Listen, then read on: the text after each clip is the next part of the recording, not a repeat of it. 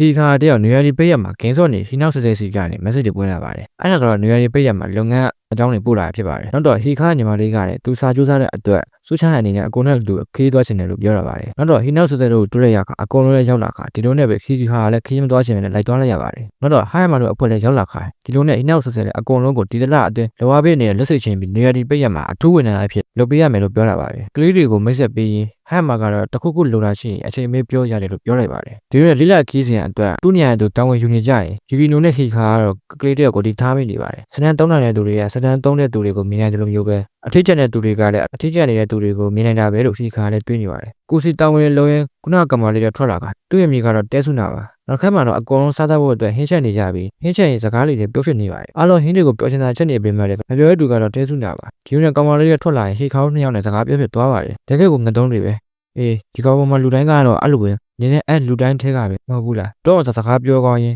နာမည်မေးလာခါတခြားသူရဲ့နာမည်မမေးခင်ကိုကိုအရင်မိတ်ဆက်ရမယ်လေကျွန်မနာမည်တဲဆုနာပါဟာနာမည်ကယူကီနိုအဲ့တောက်ကဟီခါထင်တယ်ဟီခါဟာချင်မဲပါယူကီဟမ်မာလည်းရောက်လာပါကြည့်ရတာဒီနှစ်ယောက်ကတခြားသူတွေနဲ့ရှင်မတူတူလိုမျိုးပဲကျွန်မလည်းမတူဘူးလေမတူဘူးဆိုတာကဘယ်လိုမျိုးလဲသူတို့အကုန်လုံးကကလေးဆန်တယ်ဒါကြောင့်တယောက်တည်းရှိနေရင်တော့ပြက်နာမရှိဘူးလေဒါမဲ့မူလာတန်းမှာလည်းတငယ်ကြီးတွေနဲ့အမတ်တရဖန်တီးတာကလည်းအရေးကြီးတာပဲမဟုတ်ဘူးလားအမတ်တရတွေဆိုတာကမလိုပါဘူးအလဲတန်းရောက်ရှင်အခြားသူတွေနဲ့တငယ်ချင်းလုံးရတာပဲလေစိတ်မကောင်းပေမဲ့အဲ့လိုတော့ဖြစ်လာမယ်မထင်ဘူးနင်းနဲ့ပက်တဲ့သူတွေကလည်းအဲ့အလဲတန်းကိုတောကြမှာပဲမှတ်လားအဲ့လိုဆိုရင်တပွန်ဆန်းနဲ့ပဲပြန်ဖြစ်နေလိမ့်မယ်အဲ့ခါနေရာတက်ကလူတွေပါရင်ပါလာအောင်ပါကျမတကယ်ကိုတုံးတာပဲကျမလူတွေရဲ့အနာကနေအဖေခံရတာခဏပဲဒါမဲ့ကိစ္စတွေကတပိပိနဲ့ပြီးတော့တာပဲအဲ့ခါကျသူတို့နဲ့ပြန်ပြီးစကားပြောဖြစ်ရောအဲ့လိုနဲ့ပဲပန်ဝန်းကျင်ကပြောင်းလဲလာတာမသိလိုက်ခင်မှတည်းကျမအသားကျလာမိရယ်ကျမကိုယ်တိုင်ဖယ်ထုတ်ဖို့အချိန်ဖြစ်လာတယ်လို့ပဲပြောမှာပေါ့ဘာမှထူးလုပ်တာလည်းမဟုတ်ပဲလဲတန်းကြရင်လည်းဒီလိုပဲပြန်ဖြစ်အောင်မလားနောက်ခဲမှာတော့တဲဆုနာရဲ့အခက်အခဲကိုဆွေးနွေးကြရင်ကျောက်တဲ့စီအကြံပေးရင်အခြေအနေတင်းမာမှုတွေဖြစ်သွားကြပါတယ်ဟာရှင်မန်တယောက်လည်းအိမ်မပြောတော့ထွက်လာရင်ယူကီနိုနဲ့တွေ့ပါတယ်ယူနဲ့စကားပြောပြရင်နောက်မှတည့်ရတာက